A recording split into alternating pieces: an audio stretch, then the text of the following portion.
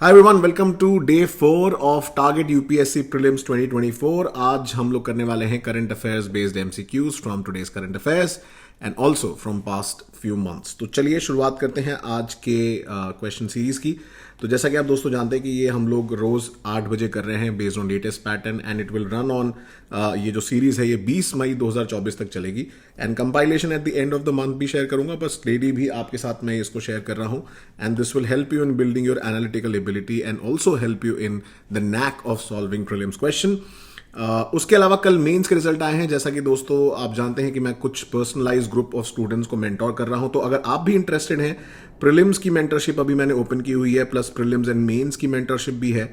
उसके अलावा अगर आपका सोशियोलॉजी ऑप्शनल है तो उसकी live classes plus recorded lectures के साथ मेंटरशिप है available. So if you are interested, do comment in the video के नीचे and I will reach out to you, my team will reach out to you. So अभी तक 12 लोग जो हैं उन्होंने क्वालिफाई किया है from my personal mentorship group. Many congratulation them अगर आपने भी क्वालिफाई किया। And if you need any help with mock interviews so do let me know, I will be more than happy कि मैं आपकी मदद कर पाऊं इंटरव्यूज के लिए। चलिए, सो आज का जो 9 दिसंबर का हिंदू और इंडियन एक्सप्रेस एनालिसिस है उसके ऊपर ही बेस्ड है आज के क्वेश्चंस। और ये था, अगर आपने नहीं देखा है तो आप पीडीएफ को क्लिक करके आप देख सकते हैं, otherwise you can also search quick news analysis, you will find the video on this channel. Baki, if you are new to the platform, if you're new to this channel, you can read more about me. Right, चलिए आज के MCQs की शुरुआत करते हैं। PDF आपको Telegram channel पे मिली जाएगी। डेली हम लोग इसको टारगेटेड तरीके से कर रहे हैं। राइट, उसके अलावा बहुत सारे कोर्सेज मैं आप लोगों के लिए लेके आ रहा हूं, तो उसकी डिटेल्स यहाँ पे आप ऑलरेडी दी हुई है। Let's start with the first question. So consider the following statement: blood is considered a drug under the Drugs and Cosmetics Act. In fact आज ही आप देखोगे एक FDCs को लेके, फिक्स डोज कॉम्बिनेशन ड्रग्स को लेके सवाल, इनफैक्ट आर्टिकल आया है। तो क्या ये उसके अंदर आता है? And regulation of blood bank जो है वो डायरेक्टर, जो आपका जो drug controller general of India है, उनके अंडर में आता है। तो दोनों दोस्तों ये स्टेटमेंट सही है। क्वेश्चन को आपको वीडियो पॉज करके अटेम्प्ट करना है। नीचे कमेंट सेक्शन में अपने स्कोर्स को मेंटेन करके चलिएगा। दोनों ही स्टेटमेंट सही हैं, क्योंकि अगर आप देखेंगे ये एक ड्रग आता है कैटेगरी में, क्योंकि ड्रग चढ़ाया जाता है। और अभी रिसेंटली जो है सिकल सेल एनीमिया को लेके भी न्यूज़ में है। अगर आप देखेंगे एक नई थेरेपी क्रिस्पर-Cas9 वाली जो है वो उसको अप्रूवल मिला है यूएस FDA का। तो इनफैक्ट आज ही एडिटोरियल में हमने डिस्कस किया FDCs के बारे में, फिक्स डोज कॉम्बिनेशन ड्रग्स के बारे में, सो उसको भी पढ़ लीजिएगा। अगर आपने न्यूज एनालिसिस नहीं देखा है, please go and watch it, very very important for the examination. अगला सवाल है, liability of the railway administration for death and passengers जो है वो इंडियन रेलवेज एक्ट 1989 गवर्न करता है। और as per the act, the railway administration is liable to pay compensation for the loss of life to rail passengers who become victims of terrorist act, robberies etcetera.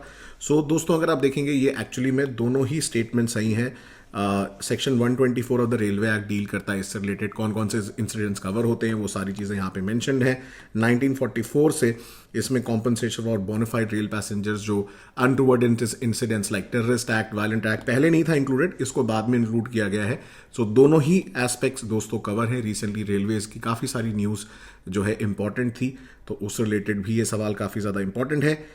Next question की तरफ बढ़ते हैं। इनमें से कौन सी, अगर आप देखें, ट्रॉपिक ऑफ कैंसर से पास नहीं करती है? तो दोस्तों ट्रॉपिक ऑफ कैंसर से अगर आप देखेंगे सो जनरली 8 स्टेट्स पास करते हैं। सो गारो, खासी, Kutch peninsula, Rohilkhand planes.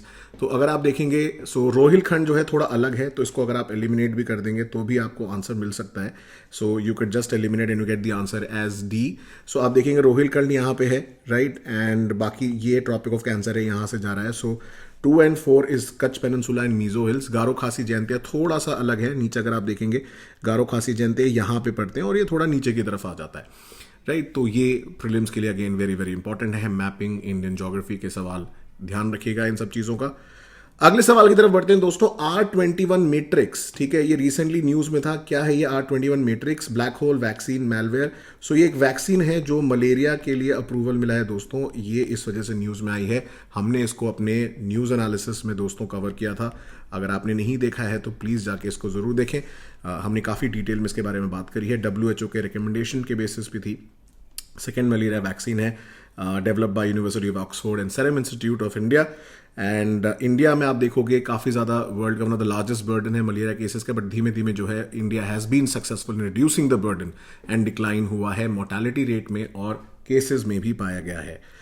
Fifth question की तरफ बढ़ते हैं दोस्तों, तेजी से करेंगे सवाल फटाफट जल्दी से। In reference to the OPEC consider the following statement. ये एक इंटर गवर्नमेंटल ऑर्गेनाइजेशन है जो कि बगदाद कॉन्फ्रेंस की वजह से बनी थी। इसका सेक्रेटेरिएट वियना में है and out of 13 members 10 member जो हैं वो मिडिल ईस्ट कंट्रीज के आते हैं। तो एक तरीके का ऑयल कार्टेल है दोस्तों। एक इसमें अगर आप देखोगे एक स्टेटमेंट जो डेफिनेटली गलत है, सो बी ओनली 2 सही है। अगर आप देखेंगे इसमें जो मेन चीज है एल्जियर्स अकॉर्ड रीच किया गया था, उससे रिलेटेड है। एंड ये परमानेंट इंटर गवर्नमेंटल ऑर्गेनाइजेशन है, बगदाद कॉन्फ्रेंस में सेटअप की गई है ऑन सितंबर 10 and 14, right. And OPEC secretariat Vienna में सिचुएटेड है। बड़ा इंटरेस्टिंग है, काफी सारे लोग शायद नहीं जानते उसके बारे में। और मेंबर कंट्रीज में अगर आप देखेंगे मिडिल ईस्ट की कंट्रीज उतनी नहीं है, अफ्रीका भी बहुत सारी कंट्रीज आती हैं। अगर आप देखोगे सारी मिडिल ईस्ट की कंट्री नहीं हो सकती, तो ये इसलिए थर्ड वाला स्टेटमेंट गलत है। And you can see the first and second statement are correct, so only 2 option B is the correct answer. ये मेंबर जरूर याद रखिएगा। इसके अलावा ये भी याद रखिएगा आप लोग की ओपेक प्लस कंट्रीज कौन से हैं। तो अगर आप जानते हैं इसके बारे में तो नीचे कमेंट्स में मुझे जरूर बताएं कि ओपेक प्लस कंट्रीज कौन कौन से आते हैं, राइट।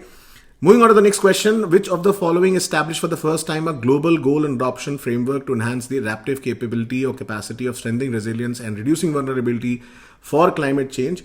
सो COP28 में तो अभी इसकी कोई बात नहीं हुई है, UNCCD में बात नहीं हुई। इनफैक्ट ये 2015 पेरिस अग्रीमेंट जो था उसमें ही इसकी बात की गई थी। So the correct option is a, उसमें पहली बार इसके बारे में बात आई थी। तो ऐसे पुराने वाले भी करंट अफेयर्स जो है इंपॉर्टेंट हैं, क्योंकि देखो क्लाइमेट चेंज से रिलेटेड बहुत सारी चीजें आएंगी एग्जाम में, तो वो याद रखिएगा आप लोग, ठीक है। अगले सवाल मैपिंग से रिलेटेड है। देखिए वीडियो को आपको पॉज करके सॉल्व करना है, ठीक है। सो जहां पे भी क्वेश्चन सॉल्व करना है वीडियो को पॉज करिए, तसल्ली से क्वेश्चन देखिए, सॉल्व करिए और मार्क करते चलिए। जनरली एग्जाम में टाइम जो है सफिशिएंट होता है, मैं थोड़ा जल्दी करा रहा हूं सो दैट आपके ज्यादा से ज्यादा क्वेश्चन कवर हो सके और थोड़ी स्पीड भी डेवलप हो जाएगी। चलिए, so consider the following statement. Iran, state of Hormuz, Oman, UAE, north to south अगर आपको अरेंज करना है। सो ईरान पहले आएगा, फिर आएगा स्टेट ऑफ हॉर्मूज, ठीक है। आप मैपिंग में देखेंगे ईरान, देन इधर, फिर ओमान थोड़ा नीचे की तरफ आएगा और फिर इधर आपका यूएई आएगा। सो करेक्ट आंसर इज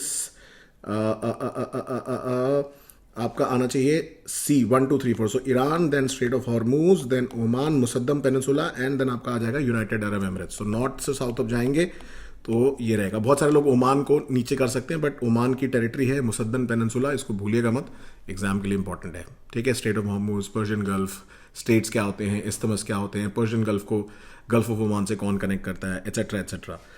अगला सवाल है, in the context of Indian constitution consider the following statements कि maximum number of representative of the states in Rajya Sabha has been fixed at 250 और एलोकेशन ऑफ सीट जो है वो स्टैट्यूटरी लॉ के हिसाब से होती है, जो रिप्रेजेंटेशन ऑफ पीपल्स एक्ट है। तो अगर हिसाब से देखेंगे दोस्तों, करेक्ट स्टेटमेंट पूछा है कि नॉट करेक्ट पूछा है, यही देखिए सवाल फंसता है आपका। तो अभी करेक्ट होता तो अभी फंस जाता आपका, क्योंकि नॉट करेक्ट पूछा था, इसीलिए आपका देखिए दोनों ही इसमें स्टेटमेंट फंस गए आपके। सो इसीलिए ध्यान से देखिए, आदत डाल लो कि नहीं तो फिर बाद में बहुत पछताओगे एग्जाम में। मैक्सिमम स्ट्रेंथ जो है वो 250 फिक्स की गई है, ठीक है। And out of which only 238 are to be represented of the states and the union territory. तो सिर्फ स्टेट के लिए नहीं है भाई, यूटी भी है। ध्यान नहीं दिया ना आप लोगों ने इसमें, देखो इसलिए क्वेश्चन गलत हो जाएगा। हो गया होगा आप में से कितने लोगों को गलत हुआ बताना नीचे। और एलोकेशन जो है statutory law enacted by parliament के अलावा तो आरपीए तो है, बट क्या एक्चुअली में अगर आप देखोगे तो राज्यसभा का तो 4th शेड्यूल से गवर्न होता है सर एंड मैम, भूल गए, रिवीजन नहीं किया होगा। सो दोनों ही इनकरेक्ट है। ऐसे क्वेश्चन में बहुत पछतावा होता है बाद में, इसको गलत मत करिएगा, एग्जाम को ध्यान रखिएगा। 9th क्वेश्चन की तरफ बढ़ते हैं। With reference to the global green credit initiative, it focuses on incentivising voluntary environmental actions with primary focus on water conservation, और इसको प्रधानमंत्री मोदी जी ने लॉन्च किया था COP28 में। अगेन ये इनकरेक्ट पूछ रहा है, तो ये एक्चुअली में दोनों स्टेटमेंट सही हैं। अलॉन्ग विद द यूएई के साथ प्रधानमंत्री मोदी जी ने लॉन्च किया है इंडिया ने, तो ये दोनों स्टेटमेंट एक्चुअली में सही है। तो इनकरेक्ट अगर आप देखोगे तो कोई से भी नहीं है, सो इसीलिए D is the correct answer of this. So ये COP28 में जो प्रेसिडेंट है यूएई के, मोहम्मद बिन जायद अल नहन ऑफ यूएई, उनके साथ इसको लॉन्च किया गया है। लास्ट क्वेश्चन आज का है कि English translation of Bhagavad Gita 1785 में किसके पेट्रनेज में हुई थी, and at that time Warren Hastings were the governor general. So किसने पब्लिश किया था? So it was basically Charles Wilkins, not William Jones. बहुत सारे लोग गलत कर देते हैं। चार्ल्स विल्किंस जी के अंडर में हुई थी। और ये थोड़ा हिस्ट्री का भी क्वेश्चन बीच बीच में न्यूज़ में आते रहते हैं, तो हमें पता होना चाहिए, right? So this was the answer. So finally क्या रहा स्कोर, भूलिएगा मत, संडे को रिवाइज करिएगा. हम मिलेंगे मंडे को 10 बजे क्विक न्यूज़ एनालिसिस के लिए. संडे को मैं आप लोगों के लिए और भी रीकैप वीडियोस लेके आऊंगा, कुछ पॉलिटी के, कुछ ज्योग्राफी के वीडियोस आपके बनाऊंगा. और कोई भी डाउट, कोई भी क्वेरी हो, please feel free to reach out to me on Instagram, email ID. Channel को ज्वाइन कर लीजिए, सब्सक्राइब कर लीजिए, वीडियो को शेयर करिए और टेलीग्राम चैनल को फॉलो कर लीजिए ताकि आपको पीडीएफ मिल जाए. ठीक है, मैं मिलूंगा मंडे को. Till next time, thank you so much, see you, all the best.